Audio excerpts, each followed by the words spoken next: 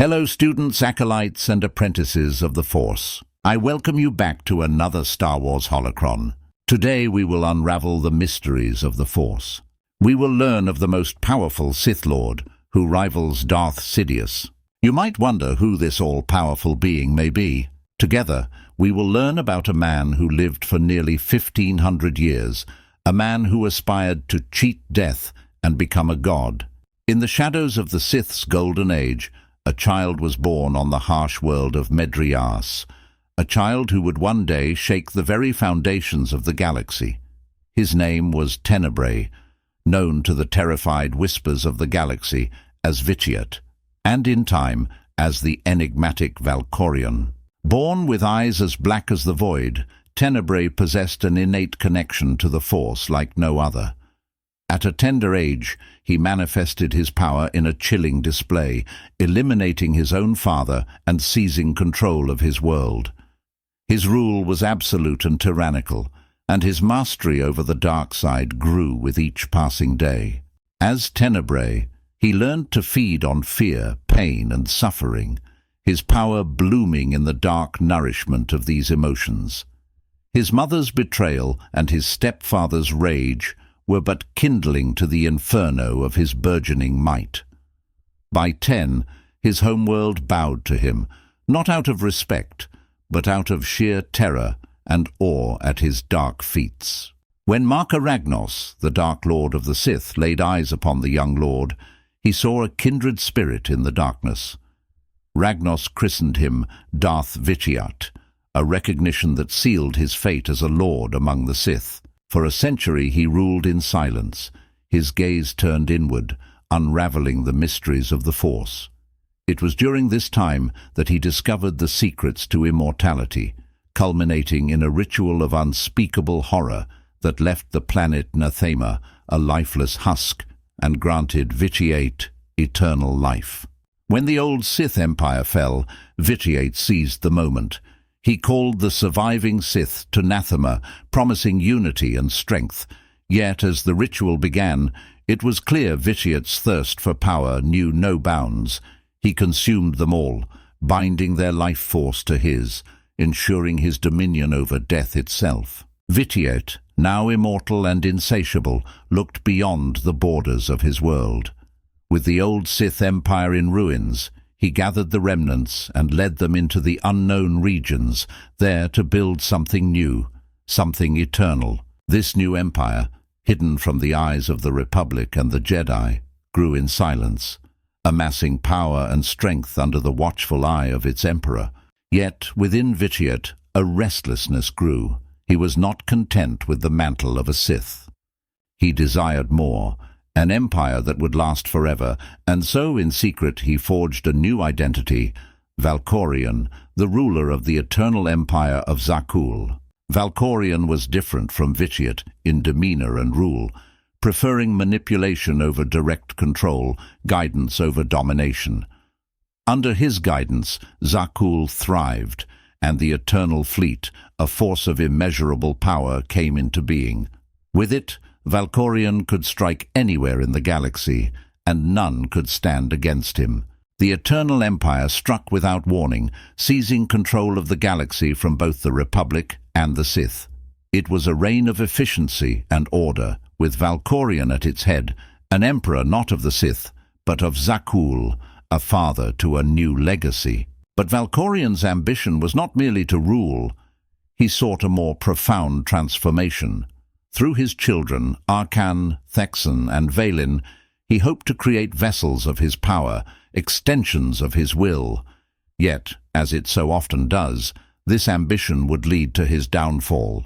Arcane, driven by a lust for power and a desire to win his father's favor, would strike down Valkorion, seemingly ending the reign of the most potent Force user the galaxy had ever known. But even in apparent death, Valkorion's story was far from over. In the aftermath of Valkorion's fall, his spirit lingered, tenacious and cunning as ever. He had transcended his physical form long ago, and now he sought a new vessel to continue his legacy. This vessel would be the Outlander, a champion strong in the Force, capable of confronting the chaos Valkorion's children had wrought upon the galaxy. As a spectre, Valkorion manipulated events from beyond the grave. He offered guidance, wisdom, and power to the Outlander, all while plotting to reclaim his throne and empire. His essence was a whisper in the galaxy, a shadow influencing the tides of war and the hearts of emperors and champions alike. Yet, even as Valkorion's influence grew, so too did the resistance to his rule. The Outlander, gaining allies and power, confronted the heirs of Valkorion. One by one, Arcane, then Vaylin, fell before the Outlander's might, and the eternal throne was left masterless. In a final confrontation, Valkorion attempted to seize control of the Outlander's body, to manifest once more into the physical realm and reclaim his empire. The battle was not of lightsabers or fleets, but of wills, fought in the mystical plane of the Force. Valkorion's powers were vast. He had perfected the art of essence transfer, a technique that allowed him to jump from body to body, defying death repeatedly. His mastery over the dark side was such that he could twist the very fabric of reality, but the Outlander, bolstered by allies and the indomitable will of the light side, resisted. In the end, it was the unity of those who opposed him that undid Valkorion. His essence was cast into the void, a fate he had long evaded but could no longer escape. The Outlander emerged victorious, and the galaxy was freed from the yoke of the Eternal Empire. Valkorion's legacy would live on in tales and legends, as a Sith who sought godhood, an emperor who built an empire that spanned the stars, and a spectre who nearly escaped the finality of death. His defeat marked the end of an era, one of darkness and ambition, of power and eternal longing. And so the story of Valkorion, once Tenebrae, once Vitiate, came to a close. His quest for immortality, his desire to consume the galaxy's life to feed his own, was thwarted. The galaxy would remember him as the Sith Lord, who came closest to bending the galaxy to his dark will, and as a warning of the dark side's seductive call, which promises power, but leads only to ruin. Darth Vitiate, also known as Tenebrae and Valkorion, was one of the most powerful Sith Lords in Star Wars lore. His Force powers were vast and diverse, and he is often compared to Emperor Palpatine, Darth Sidious, in terms of raw power and influence. Here's a look at his abilities and a comparison with Sidious. Immense Force strength. Vitiate possessed incredible strength in the Force, rivaling that of the most powerful Sith Lords. His power was so great that he could dominate the minds of thousands simultaneously.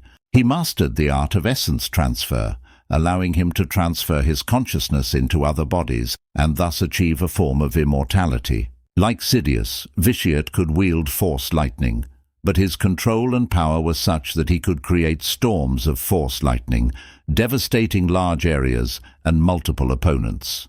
His telekinetic abilities were formidable, allowing him to manipulate objects and beings with mere thought. He could exert his will over others, bending them to his commands, and was capable of influencing the thoughts and actions of individuals or large groups. Vitiate was adept in dark side rituals and alchemy, using them to extend his life and create phenomena like the destruction of entire planets. He used a ritualistic form of force drain on a planetary scale, absorbing the life force of entire worlds. Sorcery and illusion. He was skilled in Sith sorcery and could create powerful illusions. Both Vitiate and Sidious were instrumental in shaping the galaxy through their actions. While Sidious orchestrated the fall of the Republic and the Jedi Order, Vitiate established and controlled the Eternal Empire, exerting his influence over centuries. Force abilities. Both were masters of the dark side, with a wide range of abilities. Sidious was known for his mastery of Force lightning, manipulation and combat skills. Vitiate, with his longer lifespan, delved deeper into the dark side's esoteric and ritualistic aspects, achieving feats like planetary destruction and essence transfer. which Sidious sought but never fully realized. While Sidious is recognized for his political manipulation and the creation of the Galactic Empire, Vitiate's legacy is more mystical and terrifying, known for his dark rituals and the destruction he wrought. In conclusion, while Sidious is often considered the epitome of Sith power in the Star Wars canon, Vitiate's powers, especially in essence transfer and large-scale force manipulation, suggest a level of dark side mastery that potentially surpasses even that of Sidious. However, their goals, methods, and legacies were quite different, making a direct comparison complex. Each was the most powerful Sith of their respective eras, with Vitiate representing the ancient mystical side of the Sith, and Sidious embodying their more modern political aspirations. But what do you think of Vitiate and his power? Who do you believe is the most powerful Sith Lord of all time? As always, my friends, thank you for watching, and may the Force be with you.